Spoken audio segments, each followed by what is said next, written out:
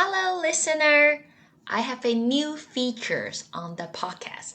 Now, you can click on a link, directly send me a message so that I can hear how has Beyondhood impact you? How does Beyondhood make you feel? It would be lovely to hear, and it's super easy. Go to the show notes. Above the description, there's a link. Say, click here to direct message. Once you do that, it will directly link to your phone. And don't worry, I won't be able to see your phone number. I'll just receive the encouragement or comment from you. Looking forward to hear direct message from you all. Childhood, adolescent, adulthood, and elderhood. Welcome to Beyondhood, where we go beyond elderhood, one chat at a time. Before we start, do you have one or all three of the following issues? First, do you want to know more and deeper into your loved one's childhood? Second, do you feel it is hard for you to talk to your loved one to understand them more deeply?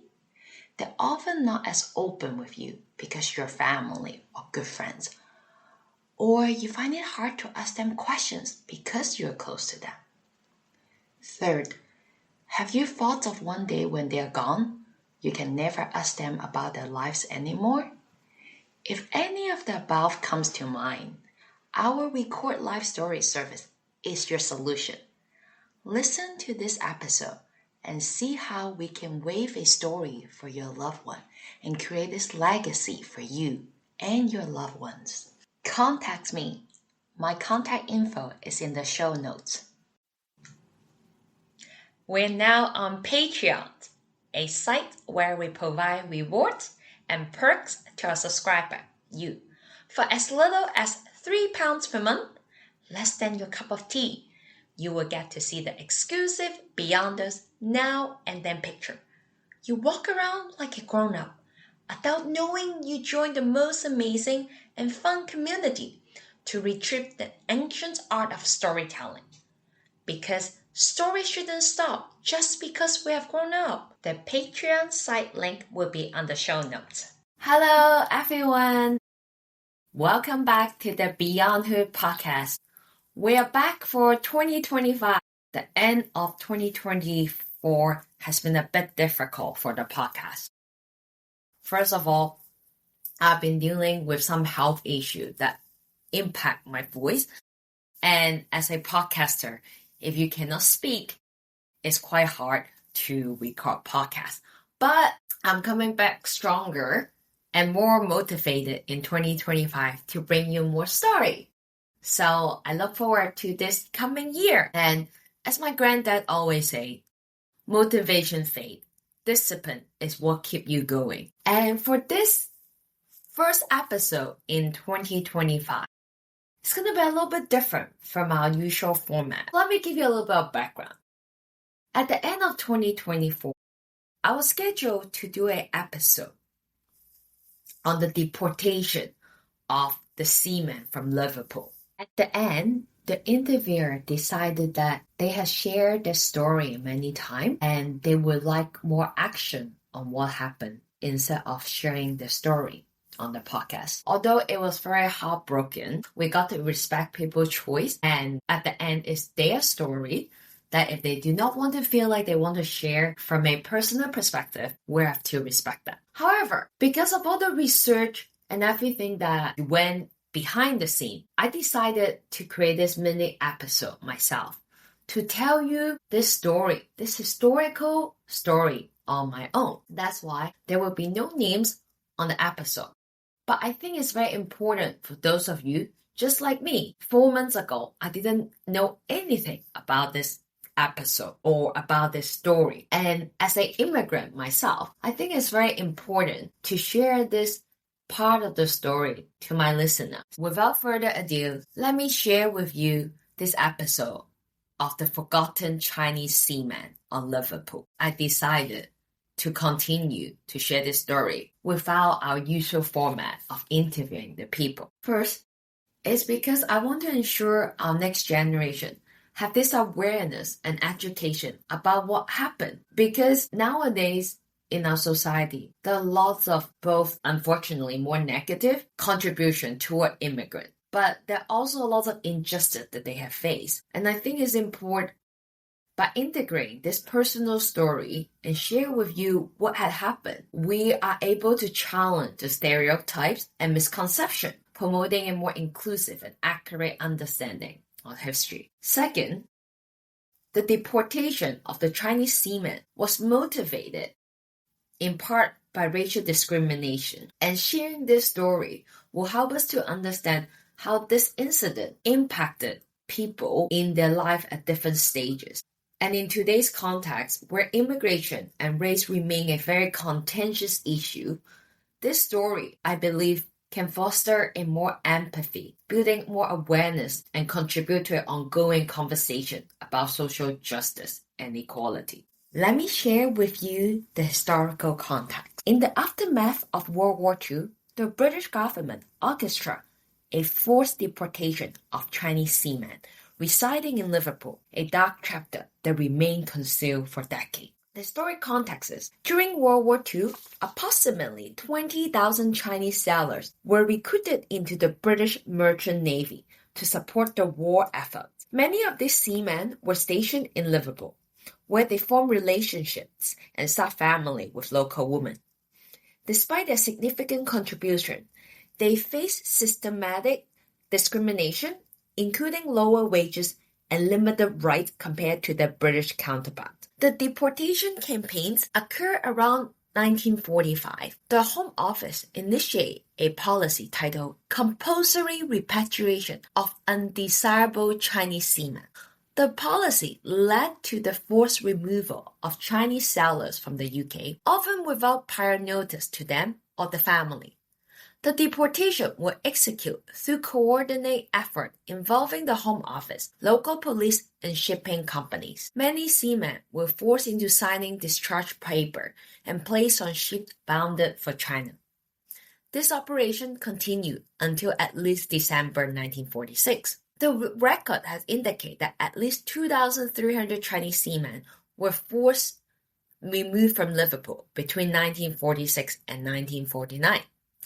This mass deportation left numerous families in distress, with wife and children unaware of the fate of their husband and father. The sudden disappearance of this man led to financial hardship and emotional turmoil for the family left behind. And for decades, the true nature of this deportation remained hidden. It wasn't until the early 2000s that researchers uncovered official documents detailing the government's action. In 2022, a Home Office report acknowledged the conceived nature of the repatriation and the racial prejudice that influenced the policy. So now, let me bring you back and tell you the story of the forgotten Chinese seamen of Liverpool.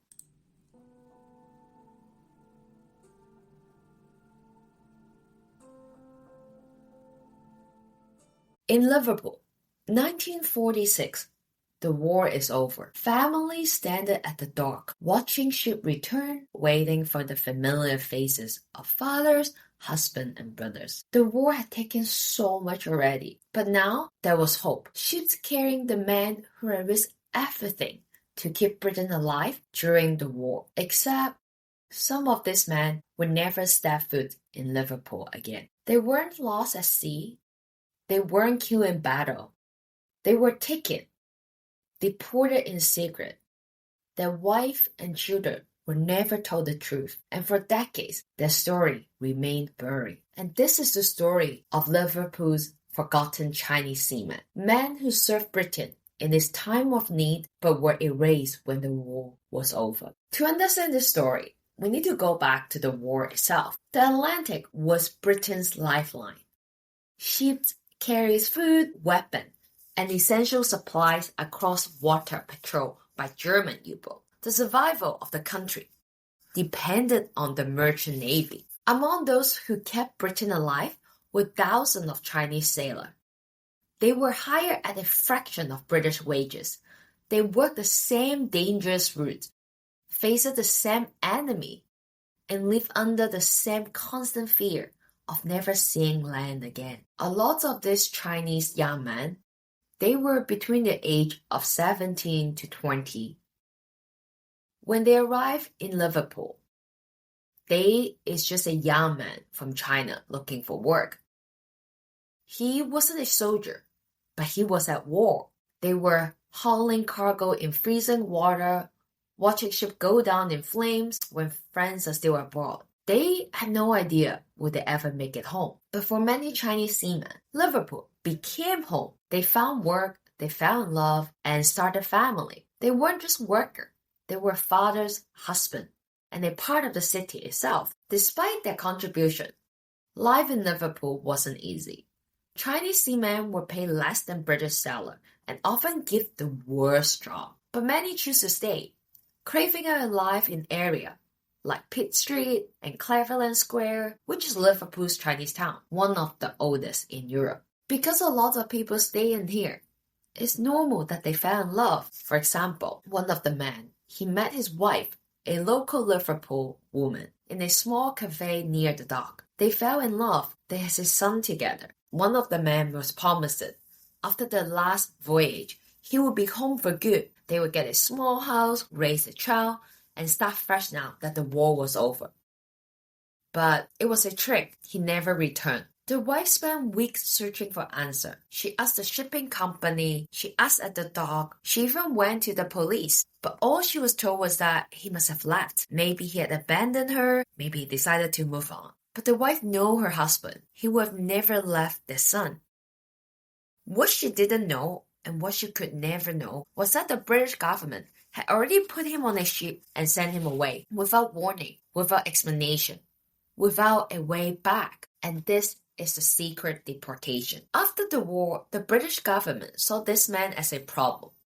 The country was shifting, jobs were scarce, and there was pressure to repatriate foreign workers. Instead of offering them British citizenship or even basic recognition for their service, the government quietly arranged for hundreds of Chinese seamen to be forcibly removed. One of the story was one of the men has been living in Liverpool for over a decade. He had 3 children. One night, there was a knock at the door. 2 men told him to pack his things. He barely had time to kiss his children goodbye before it was taken. His wife was told nothing. Days after, she went to the dock searching for answer. He's probably gone back to China, they told her. She never heard from him again. It wasn't just 1 man, or 10, or 50. Hundreds of Liverpool Chinese seamen vanished. Their family left behind, abandoned, not by them, but by the country that they have served. For decades, all this family lived with an unanswered question. Mothers had to raise children alone, often in poverty. Sons and daughters grew up believing their father had walked out on them, never knowing the truth. It wasn't until early 2000 that researcher and campaigner find a document providing what actually had happened. The deportation had been planned. The men had been deliberately taken their life, and family destroyed by government decision that remained a secret for decades. The truth finally came out, but was it too late? One of the many stories is the impact of how it impacts the sons, the grandchildren of the deported seamen. One of the sons of the deported seamen spent years searching for answers about his father. It wasn't until he was in his 60s that he learned the truth, that his father didn't abandon him. He had been taken. Can you imagine spending your entire life believing your father had walked out on you, only to learn decades later that he never stopped loving you? He just never had the chance to return. This is the story of the deported seaman. History is often written by those in power, but stories like this remind us that some history are stolen, buried, and forgotten. Although it was with deep regret that I wasn't able to interview the people who are still alive and impacted by this historical event, I wanted to share this story so that we are aware of what happened. And I think that's the power of a storyteller, to keep a part of oral history and to share the knowledge and what had happened. They fought for Britain. They gave their life, the family, and the future to this country. And in return, they were erased. The least we could do is to understand that was a part of the history that happened. Their children did grow up without them. Their wives spent lifetime wondering what had happened. So I'll leave you with this question. How do we make sure history doesn't forget those who were erased? And what story hidden in the past are still waiting to be uncovered? I will share a few articles on the show notes so you can take a look and read more about the story on your own. But that's a wrap of today's mini episode about the deported Chinese seamen. If you have more immigrant stories that are forgotten, that are hidden, do send me a message. I'd love to put it on the podcast and share them so they're not forgotten. Thank you. Before you leave, if you love this episode, please stay tuned for our next one. If you haven't done so, please follow Beyond Hood in your favorite podcast listening app. Or you can follow us on Instagram, Facebook, and LinkedIn. If you found this conversation inspirational or interesting or valuable, chances are you did, since you're still listening. Would you do me a personal favor, a 6-second favor? Share it on your social, email, or tell a friend. Tell a person you know who can benefit from this conversation, who you think will be inspired by our Beyonder, who is navigating how to age with grace and motivation so that they can join and be part of our mission. You guys can discuss. When a podcast becomes a chat becomes an action. Then we're closer to create an intergenerational community through one chat at a time. Lastly, if you love this episode, please support by being a member of the podcast so that I can keep looking for new Beyonder and continue the show. Childhood, adolescent, adulthood, and elder.